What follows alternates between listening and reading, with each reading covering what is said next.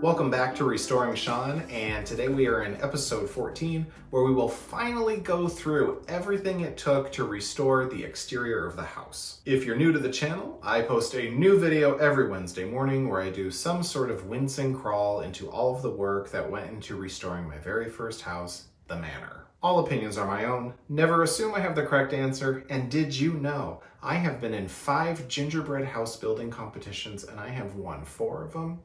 It's all in the details. Let's get started. Do you guys ever get like whiplash from finishing one of my videos and seeing how nice it was looking, and then you start a new one and you dive right back into the shit show that the Manor was in the beginning? I'm asking for a friend. So here's the house in the 2018 listing photo, displaying all of its brown and dirty white and aged turquoise glory for the world to witness. Then, a couple months later, in the same but now overgrown condition, and then, finally a couple more months later with the yard cleaned out and everything just fully exposed and out there, dirty underwear and all. This is a good opportunity to talk about the house's true condition outside, apart from the yard and the fence and the garage and all of that. The building itself wasn't horrific. The colors weren't great, and sure, it was old and run down, but the materials were in really pretty good condition. In the original 1914 listing photo of the house, it appeared to have always been 2 colors, with the bottom likely stained or painted redwood siding, a white divider around the whole place, and then what I can only assume were cedar shakes above in a contrasting color. In the 1960s, the cedar shakes were removed, and that is when they were replaced with the white cement board siding, which was a problem because it contained asbestos. And if you're not familiar with asbestos and why it's bad, basically it's a fiber that is a breathable fiber. So if you disturb it, like with the cement board, if you were to break it and the dust that comes out, those fibers can be inhaled and they can lead to a bunch of bad things, including but not limited to cancer. But continuing with the house condition, there were maybe 5 or 6 total pieces of that cement board that were chipped or broken. And really, that is not bad considering at this point they had been on the house for almost 60 years. The redwood siding was in great condition on the north and west sides of the house. On the front of the house, which was eastern facing, it was okay. It had some issues, but it was okay. And then on the southern side of the house, it was terrible. The windows to the Manor were 100% original windows, but in the 1960s, they had also installed storm windows over them from the outside, which were in great condition still, and they were protecting those original windows on the inside. According to the woman next door, the house got the brown paint and turquoise trim in the early 1980s, and then it was never touched after that. I believe the former owners had touched up the turquoise a couple times because they had also used turquoise paint on a few things in the house, specifically in the basement, but that was it.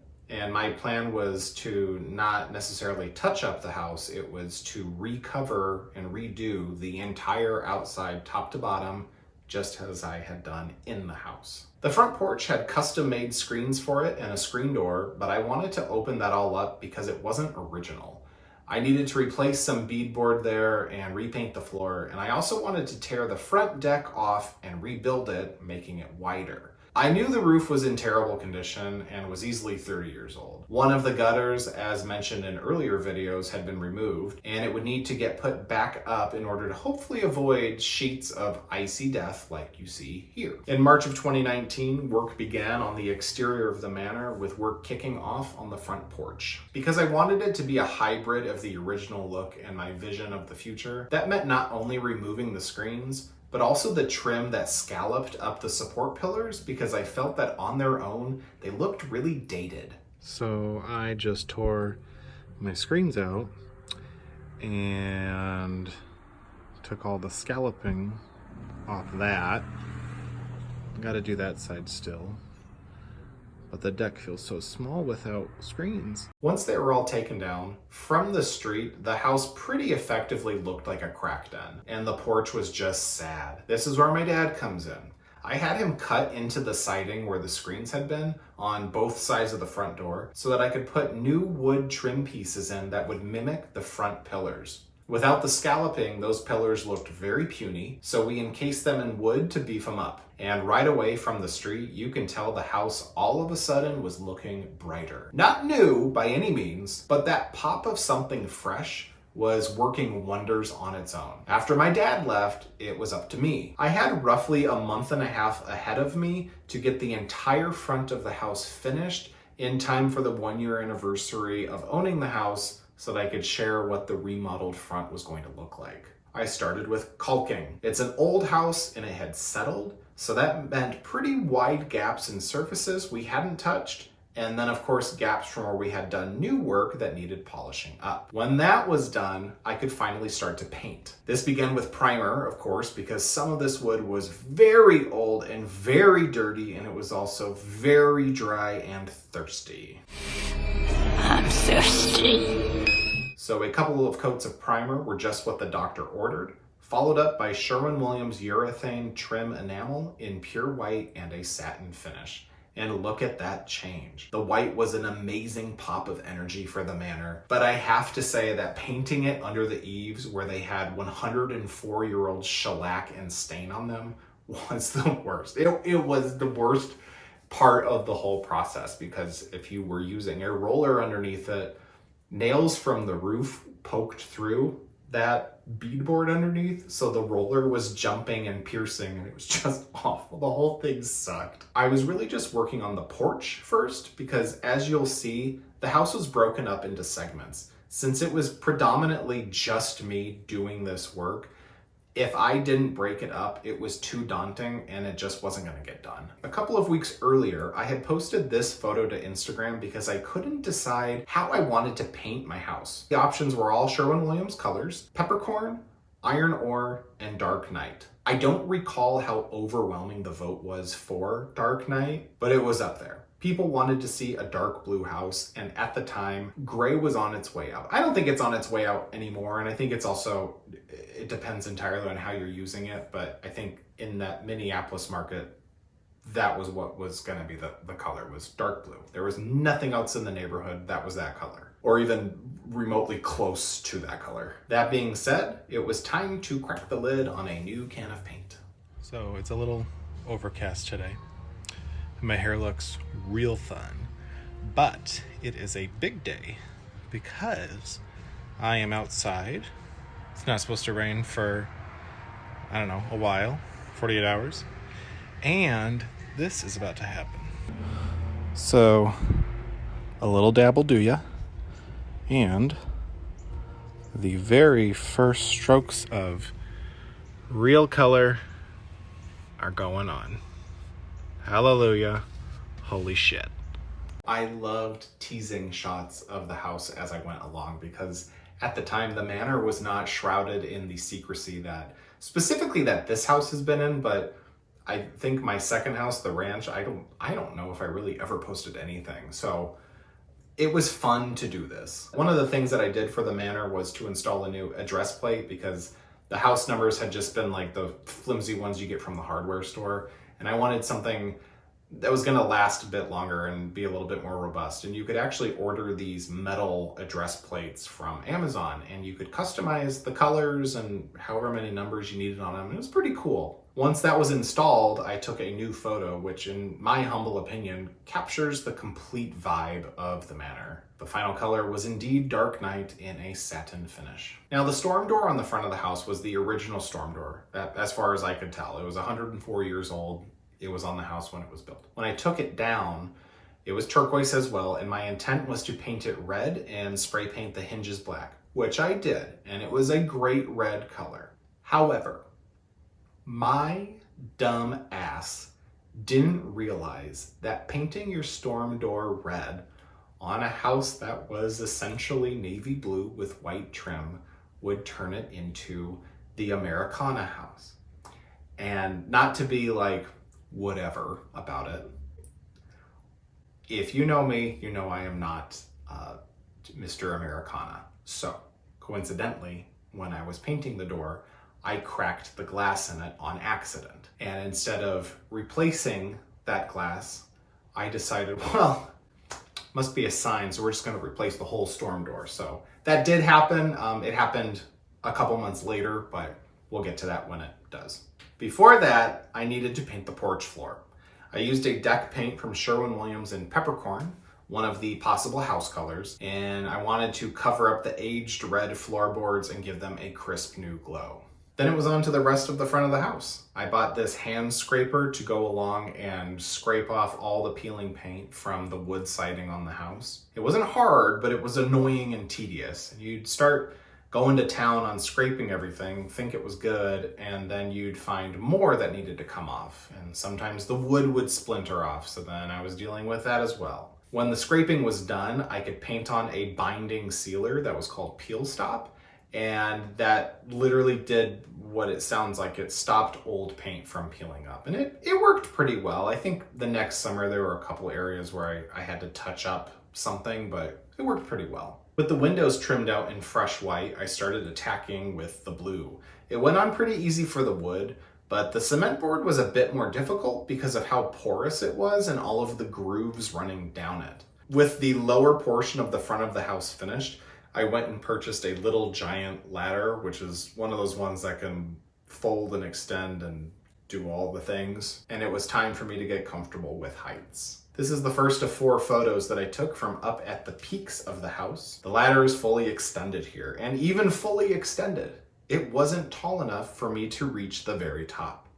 You can see in this photo here how messy the blue paint was on the white trim, and that's because I had a paintbrush duct taped to the end of a broom handle, drenched in paint that I was sort of slapping and dragging along above my head. So now you know what the trick was. From a distance, you couldn't tell unless you knew where to look. You also couldn't tell that I did not repaint the trim along the entire roof line of the second floor. I knew I couldn't reach the peak, and I knew you'd see where the new white paint stopped and the old began. So I skipped it. After getting at the windows upstairs with the white trim paint, I completed the front of the house with a few weeks to spare. And look at how content I am to enjoy that front porch with my blonde highlights. Oh. With the front of the manor finished so early, I had a few weeks to really get my ass moving on finishing the aforementioned rough side of the house, the southern facing one. Look at the condition of the wood here. It was pretty damn bad. This side also had one of the original stained glass windows in it, protected by a wooden storm window. I took that down to clean the inside, replaced the hardware, and painted it all white. You can see above the window here one of the few chipped pieces of cement board as well. And then, hey, look at this guy at the southern peak and without a single fleck of gray in his beard. Who would have thought? The painting got easier, partly because I was getting used to it and partly because I had no distractions at this point in time. And where you have one beautifully painted side of a house with the setting sun glow on it, you have the opposite angle where the ugly past is waiting to be resolved. And there's probably a metaphor about life in there, truth be told. Notice in this photo, the roof where it meets the gutter, it is sagging and collapsing there and would need to get fixed when the new roof was installed a year later. And then here is the photo I shared for the 1-year anniversary of owning the house, with 2 sides finished on the outside. Never mind the other 2, which hadn't been touched yet. You couldn't see them, so out of sight, out of mind, you can let your imagination do the walking. Painting is never as easy as slapping it on with a roller and walking away. It's a bit more complex than that, or at least it is if you want to do it right. This photo is of the back of the house, right between the pantry window and the back door. Every portion of the house started with painting all of the bottom edges of the wood siding with a brush because a roller couldn't reach them. And this also meant stabbing the paintbrush underneath the cement board because otherwise you could see little glimpses of white. The back of the house was in rougher shape for the cement board, and the back entry in particular had been harrowing as I was also contending with spray foam insulation that had been sloppily used and never cleaned up, and lots of wasps and spiders. The bump out here is where the built-in is in the dining room for reference, and that's the primary bedroom window and screen door on the upper right, and the bathroom window to the left. I hate painting the white siding because you have to put so much force into it to get between all the little grooves. But I will say it's nice not having to do this on a ladder because when I did the whole front of the house, the whole thing was on the ladder. And that gets real fucking old real quick. So. Oh, hey, look, me on the western peak, blue eyes and a blue tank that I forgot was that vivid. Anyway, the back of the house went pretty quick as well because I was able to stand on the lower rungs of a ladder or just sit on the roof and do it that way. I was almost more excited about this part of the house because I got to see it every day when I would come home from work or, errands, whatever I was doing. I was seeing it much more than the front of the house because I just didn't typically drive down that road. I never did anything with the back stairs that you can see here, but I think I mentioned having a wasp issue inside the house in one of the earlier videos, and right where the top step met the house wall is where they would get in. But a couple weeks later, seeing as I was in a relationship at this point and very distracted, I finally got the trim painted and finished the back of the house. I wonder what the deck railing would look like on it or how I would have designed it, but it still looked nice, empty as well. Later in the summer, when my parents were out visiting, they helped me to replace the storm door on the front porch and the side door that was the exit for the house at the basement stairwell. The new door on the front had a screen in it now. The original was just glass. So this was really great for airflow considering there was not any airflow during the summer months inside. Sophia was here checking out the views and probably waiting for me to come in from drinking my morning coffee. I mentioned several videos back that the door on the side of the house, the north side,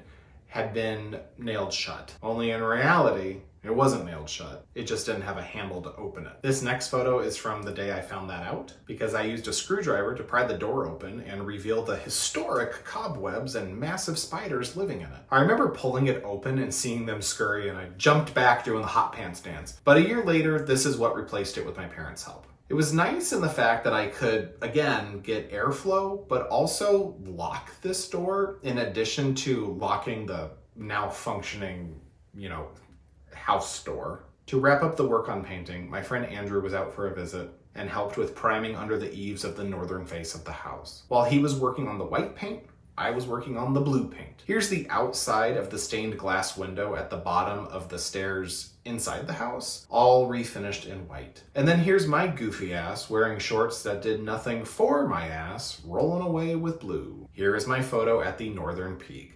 There were 4 pictures for 4 peaks, like I said. When spring of 2020 rolled around, I got to work on the next process for outside the house, which meant painting the original windows from the outside. This project began by sitting on the roof of the front porch, as seen here. My mission was always to have unity in the house, and while some of the frames were in good condition, these ones with black paint on them, others were painted brown or stained brown, and there was one that was even painted white at the back of the house. So I decided to paint them all white to keep it simple and to boost the contrast against the, usually darkened rooms behind them. At this point in time, working with Pottery Barn, we weren't fully in quarantine anymore. The stores were still closed, but we would go in for several hours a day, just 2 people, and turn the stores into like shipping centers. So we were just like pulling orders. But I was working one day with one of my associates, Robin, and talking to her about the fact that I needed to replace the roof on my house, but I didn't know how to do that. Going through insurance. Minneapolis had gone through some pretty severe storms in the summer of 2019, and my hope was that I could get away with hail damage because the hail that came through that summer just annihilated neighborhoods in the northern suburbs. She had a friend who was a roofing contractor, so she set me up with him. He kind of walked me through how to initiate a claim through your insurance. And then he came out to meet with the inspector, the insurance inspector, when the guy came to my house. And that's what happened. I'll tell you something else that happened. The inspector said there was no way I was going to get away with hail damage because the roof was clearly 30 years old and there was essentially no grit or traction left on it. But one more thing happened. The 2 of them hit it off outside, and I could hear them laughing and gabbing away as I was pressed to the window, but breathing heavily on it, trying to listen. And then the best thing happened. The inspector said that while he could not submit the roof for hail damage, he could submit the roof for wind damage. And so I got a new roof. I knew I didn't want gray, and I sure as shit didn't want a color for a roof like green or ever red. So I went with black, clean and sophisticated. The tear-off process was so fast. And with all the COVID things in mind, I was spending a lot of time at home where I could enjoy the sounds of hammers and nail guns and shouting and debris pelting the windows and all that. It was super fun. But there's still something really exciting about seeing it all come together so well, and then ultimately getting to see a nice, lovely new hat on your restored manor. At the end of June 2020, my sister and brother-in-law came out for what was unknowingly their final visit to the manor. I didn't know at the time that I would be selling, but it was in the back of my mind that the neighborhood was getting worse and I didn't want to be there anymore. I needed Tony's help for one thing in particular, the final project at the manor. Basically, it's taking this out and these stairs out, and then expanding the stairs to the edge of the concrete, and then expanding the deck to the fence. That's basically it. This was a project that I knew I wanted to do from day one because I always hated how the deck looked on the front of the house. It was clunky and small, and as you can see here, the railing was drilled right into the window frame and it just drove me nuts. I'd also come up with this amazing rendering and I wanted to share it because I know how much you guys love my skills at finger drawing on a phone. I also wanted somewhat of a pergola above the deck, but I abandoned that idea because it was just too busy looking to do it right. And I think it could have looked great, but I didn't have the time or resources to really do it right. So they came out for a weekend with their kids, who understandably stayed inside the house the entire time and watched TV while we did this shit, pulling the deck off in one piece and dragging it to the backyard, not knowing that when my dumb ass would try burning it a week later, I would also burn the fence down. A few trips to Menards later, and we had a deck in place, Frankensteined onto the old one, but appropriately extended for the new. It was a 2-day labor of love, but one that went quickly and efficiently to make way for my ultimate vision. A week or so after the deck was built, I decided to sell the house. I'll explain more in depth next week as to the reasons behind my choice, but for now, just know that it was a very spur-of-the-moment decision. I had the last few weeks of July to prep the property, clean it up, declutter what was inside the house, and ultimately get it ready for the professional photographer that was going to be coming to take photos of it. Because I worked at Pottery Barn, I was able to borrow a bunch of summer products so that I could effectively stage the outside of the house. And this photo is of me driving with my haul that I would be bringing back the very next day as soon as the pictures were done. This was the deck all staged, and you'll notice that I ended up staining it with opaque stain, which was ultimately a dumb decision because that unnecessarily hid all of the wood grain, but this is how we learn. Also, I was a little perturbed by the fact that I somehow chose a stain color that was similar, not as orange, but similar to the previous stain. I staged the porch as well. I have no idea why the cafe lights weren't entirely working, but add it to the list of things that went wrong with this place. The photographer came and did her thing, very graciously allowing me to move product from the deck and porch to the back patio and stage that as well. And then from room to room in the house, kind of shuffling some of the decorative accessories that I had to really boost up the pictures. And then after she was gone, I had to go to work. I had to return all of those props. I don't think I worked a full day. I think I was only there for maybe 4 hours. But when I got home, I had to do some work on the house and I recorded this video.